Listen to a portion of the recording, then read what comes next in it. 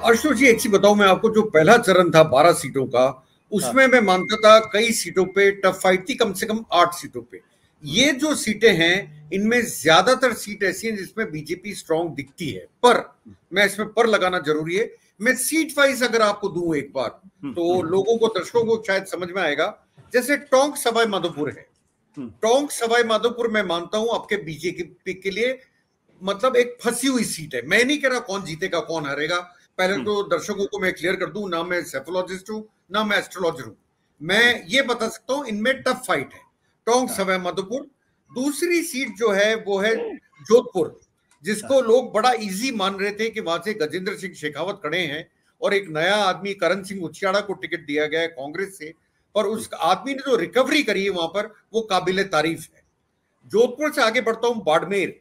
Barmer seat वैसे भी आप देखिए नेशनल मीडिया के फोकस में बहुत ज्यादा आ गई, रविंद्र सिंह भाटी जो इंडिपेंडेंट खड़े हुए हैं उनकी वजह से, पर वो जीतेंगे हारेंगे फिर उसमें नहीं जाऊंगा।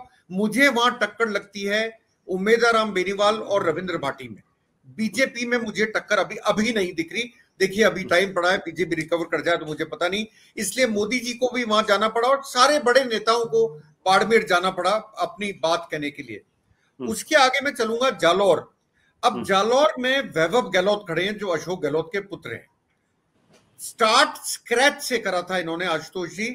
जालौर वो सीट है जहां कांग्रेस जीती नहीं है, और उसके बावजूद आज मैं ये कह सकता हूं कि जालौर में इलेक्शन टफ हो गया बीजेपी के लिए, बहुत टफ हो गया है।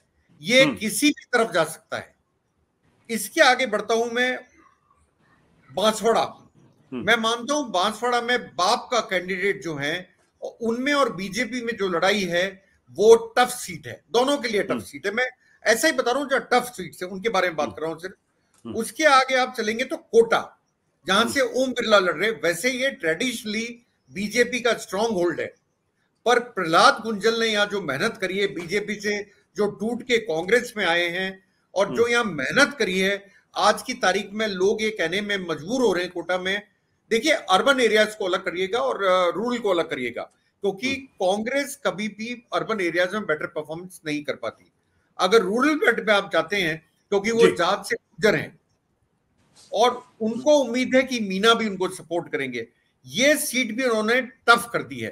तो इन सीटों पे आप देखें फाइट बहुत टफ है। बाकी जो सीटें हैं, अब भीलवाड़ा में CP Joshi, doctor CP Joshi खड़े हुए हैं कांग्रेस के, जो स्पीकर थे, पहले यूनियन मिनिस्टर भी थे। लास्ट मिनट टिकट मिला क्योंकि चेंज हुआ। जिनको यहाँ का टिकट मिला था उन्होंने कहा मैं यहां से नहीं लड़ना चाहता, उनको राजसमंद भेजा गया और सीपी जोशी को लास्ट मिनट पे टिकट मिला जी। सीपी जोशी वहां से एमपी रह चुके हैं, पर आज की हालत में मुझे लगता है फाइट वहां कुछ एडवांटेज बीजेपी को है। इस बात को कहने में मुझे जोर नहीं आएगा। ऐसा ही राजसमंद है, कांग्रेस का कैंडिडेट बड़ा वीक है, इसलिए मुझे राजसमंद भी लगता है। ऐसा ही उदयपुर है जहां पे मुझे लगता है बीजेपी स्ट्रांग है। ऐसा ही मैं आपको बोलूंगा पाली है। अब पाली ऐसी सीट है, आपको बताऊं, जहां पीपी चौधरी का बड़ा विरोध हो रहा है, जहां जहां जिस गांव में जा रहे हैं, पर ये चौधरी नहीं है। लोगों को ये समझना पड़ेगा, ये जाट नहीं है, विजय जी समझते हैं, ये कलवी है बाय कास्ट। वहां के कलवी भी चौधरी लिखते हैं, उनको अपनी कम्युनिटी का फायदा है। और दूसरा, कांग्रेस की जो कैंडिडेट है वो फर्स्ट टाइमर है संगीता बेनीवाल।